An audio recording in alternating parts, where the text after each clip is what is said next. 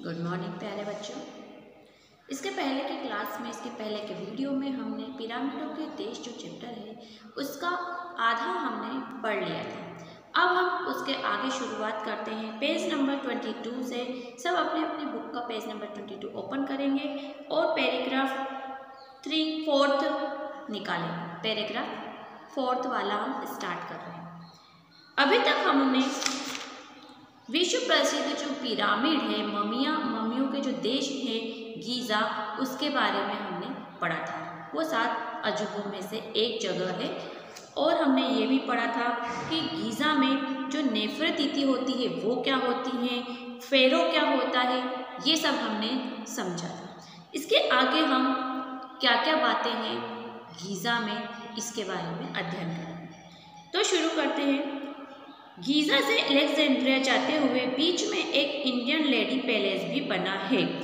कौन थी वह भारतीय महिला, इसका पता किसी को नहीं है, पर महल पूरी आन बान शान के साथ आज भी मौजूद है। गीज़ा से जब हम अलेक्जेंड्रिया की तरफ जाते हैं तो उन दोनों के बीच में एक जगह आती है। उस जगह का नाम है इंडियन लेडी पैलेस।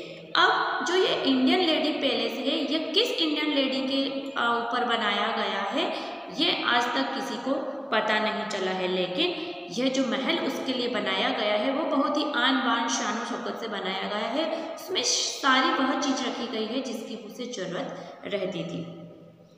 अलेक्जेंड्रा शब्द जो है वो सिकंदरी, उसका मीनिंग होता है सिकंदरिया।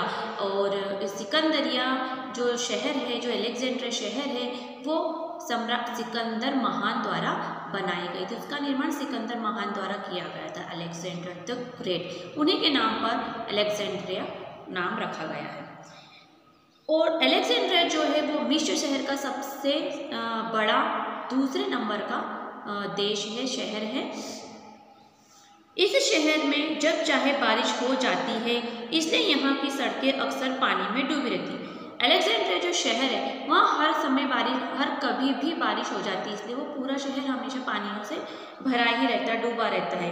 गीली तो हमेशा ही रहती है। यह शहर मछली की आकृति का है, इसलिए इसे राबूता भी कहा जाता है। जो अलेक्जेंड्रिया शहर है वो मछली की आकृति का है, इसलिए उसे राबूता भी कहा जाता है। और राबूता का अर्थ होता है मछली नुमा जो आकृति होती है फिश जैसी, उसी को राबूता कहा जाता है। तो वो जो शहर है अलेक्जेंड्रिया, वो जब ऊपर से देखेंगे हम तो उसका आकार ऐसा लगेगा मछली जैसा, उसका शेप रहेगा। इस शहर में ही बना है कैटेको मकबरा। दिलचस्प बात यह है कि इस मकबरे की खोज सन 1900 में एक बंदर ने की थी।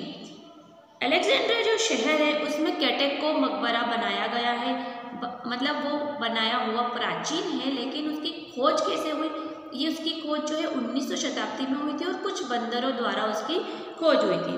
होता क्या था कि वहाँ जो भी बंदर जाकर उछल कूद करता तो उसकी जो टांग रहती थी वो उसकी ज़मीन में फंस जाती थी। लोगों को ताज्जुब हुआ। वहाँ खुदाई की गई तो इतना विशाल मकबरा जमीन के दामन में छिपा हुआ मिला। पहाड़ था, पहाड़ के अंदर वो दबा हुआ था मकबरा। तो मकबरे के ऊपर कुछ बंदर हमेशा मस्ती करते रहते थे, तो कुछ न कुछ बंदरों के जो पाँव थे वो उस पे फंस जाते थे।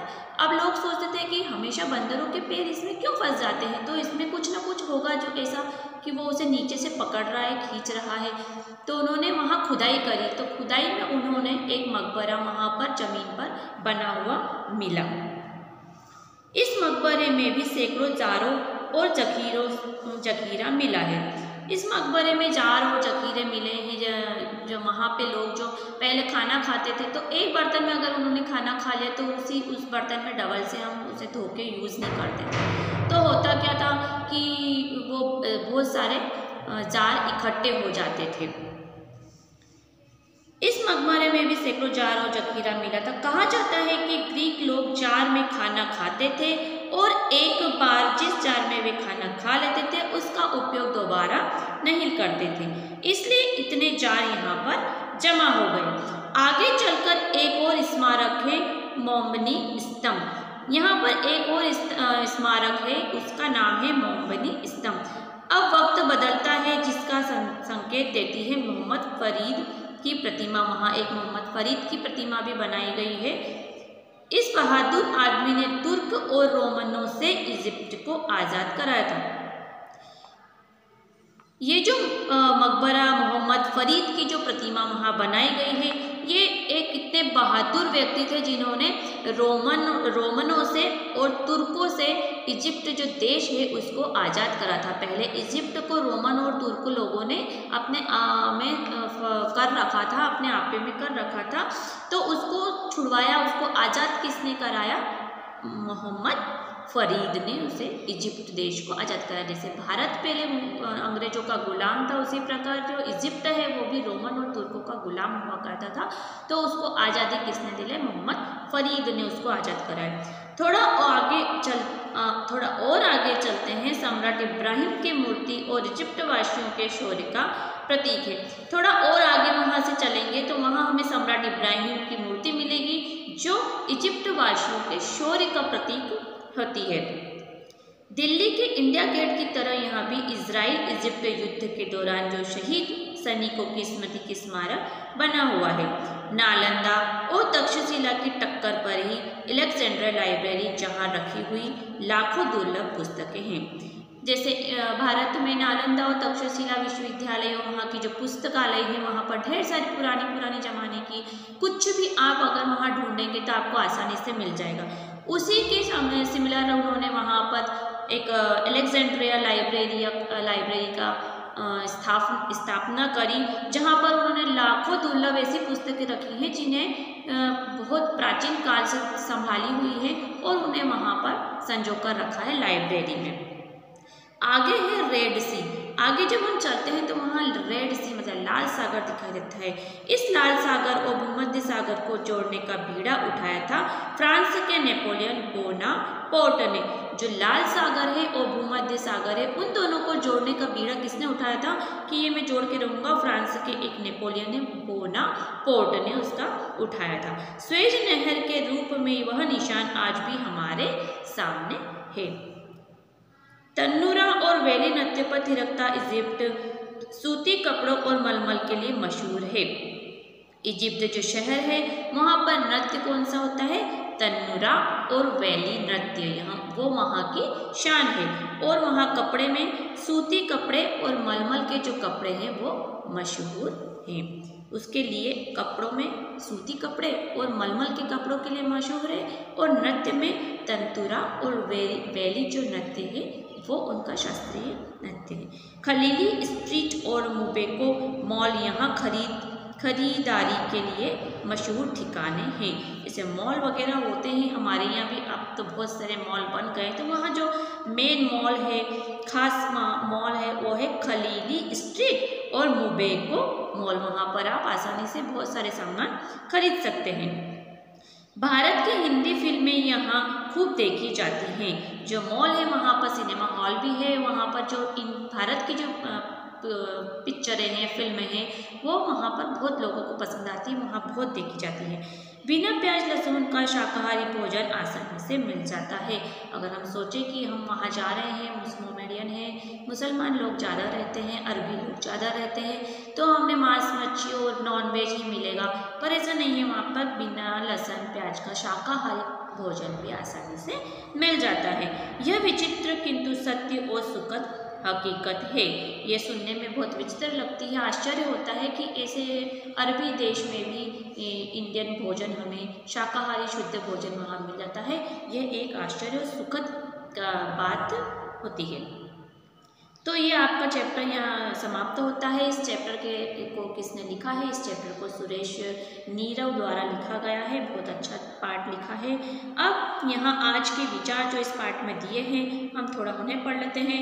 मृत्यु सर्वस्वस्थासु हंति नावेक्षते वयः, अर्थात मृत्यु प्रत्येक को सब अवस्थाओं में मिलती है, मौत से कोई नहीं बच सकता।